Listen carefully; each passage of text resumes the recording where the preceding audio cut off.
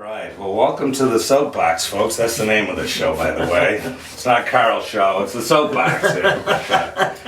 But a good friend of mine, Carl Paladino here, and area developer, former gubernatorial candidate. I used to say that word when I was a kid, and I thought it was the funniest word, and my mother used to say, don't say that word, well, what's wrong with it? It just sounded bad, You know my mother, she didn't want me saying bad words around here, so... But anyway, you had a lot of fun in your life here, doing lots of stuff. Certainly have. We're proud to have you in town, as the, to what you did with the United Office Building, which is now the Giacomo Hotel. Tell us some of your exploits specifically. I would love to hear your take on the potential development. We got to say potential because not much is happening right now in Niagara Falls. Specifically in this corridor, 3rd Street, downtown area. And then we'll see what else we got to talk about. Well, I'm a firm believer in the old axiom that you can't keep doing things the same way over and over again and expect a different result. It's been on the watch of certain political and union and leaders or supposed leaders in this community. The community has continued to fail. We thought that our project would be an inspiration to others to come in and do things, and we're seeing a little bit of that, like a guy named Harry Stinson is coming in now to do the Hotel Niagara, which I think is just wonderful. And he's looking at doing it upright. He's looking at doing banquets and. Have you met with Harry? I met with Harry, He's a character, and I think he's the kind of guy that will get the job done. But beyond that, there are still the really basic problems here in Niagara Falls that have to be addressed. And I can identify a number of specifics that need attention. You have a bifurcated real estate tax system, meaning that you tax residential properties at a much lower rate than you tax commercial properties. You can't keep that up. You've got to equalize them. You've got to bring them back together. When Syracuse did that, they did wonders for the expansion and development in the city of Syracuse. They got rid of the bifurcated system. The bifurcated system was a political move by politicians because the residentials, they vote, and the businesses, they don't vote. Mm-hmm. So it was a political move to try to hide the burdens that the community was suffering. You have a tax rate on commercials that's almost 7.5% of the total value of the property every year. That's wrong. Residential rate, I believe, is down in the 40s, or 4% of the value of the properties. You have a city that's basically old. It's incestuous. Everybody knows everybody.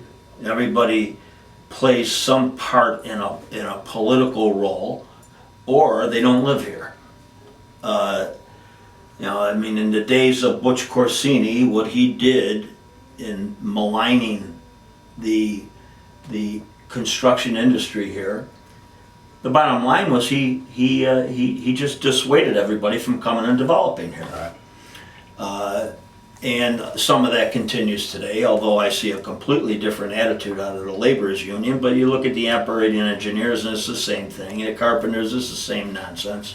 They just want to skin every project instead of looking at the big picture and making it an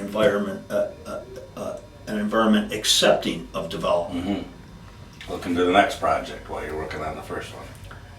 How do you solve the tax problem? Well, when your leadership sells you out.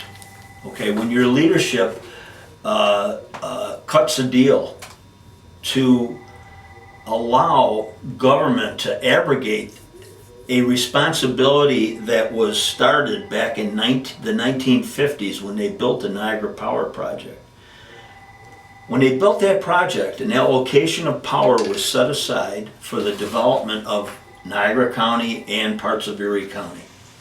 That 30-mile radius from the plant received an allocation of power that at the time, most of that power was being eaten up and used by our heavy industry, and the intent was to protect that heavy industry and protect the jobs, and to do its part for development in Western New York.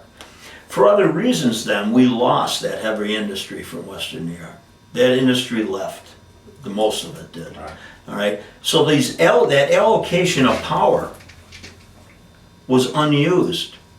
Well, actually it was used, because the Power Authority then took that power and sold it onto the open market at retail.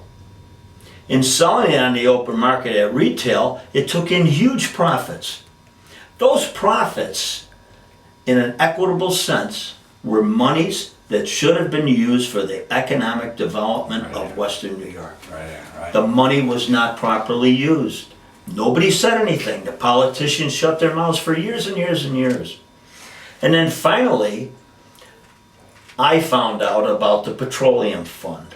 The Petroleum Fund was a fund of money that the government, that our New York State government received from the settlement of some petroleum lawsuit, a national settlement, but it was about $150 million if I remember correctly.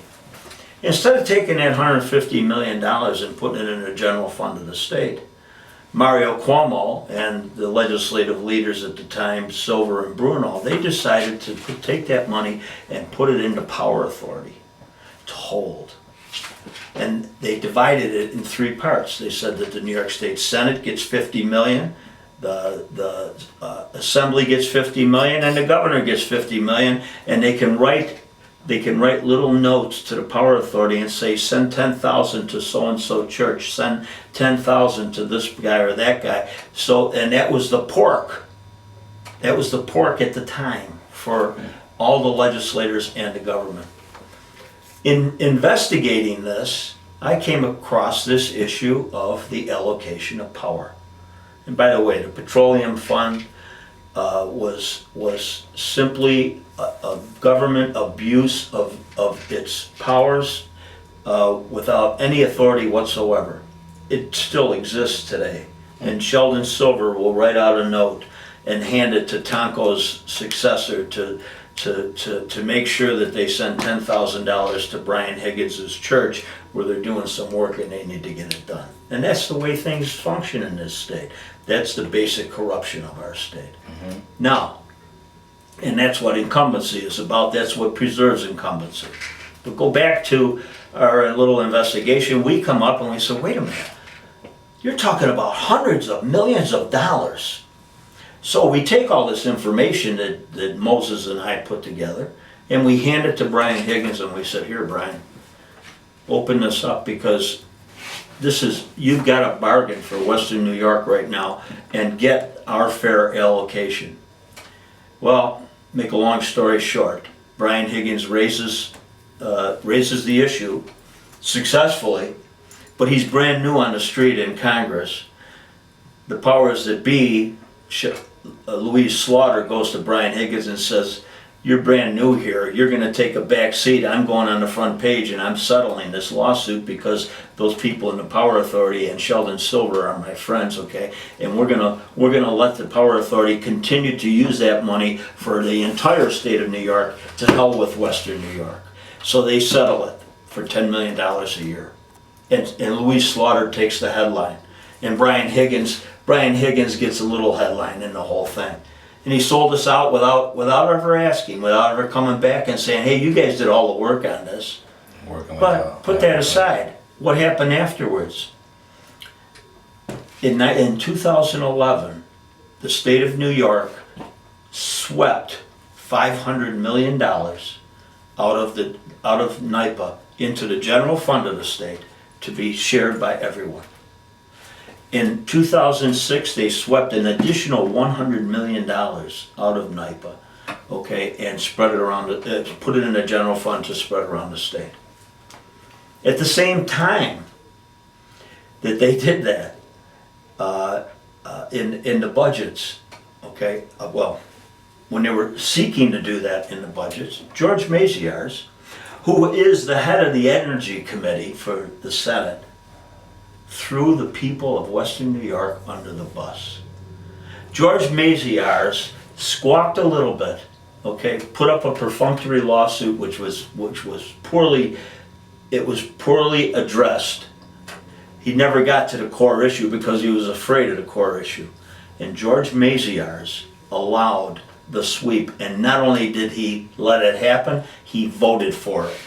In both cases, in 2011 and in 2012, George Maziarz moved to sweep hundreds of millions of dollars that should have been used for economic development in Western New York. He let the state take it to be used for all their nonsense out of Albany.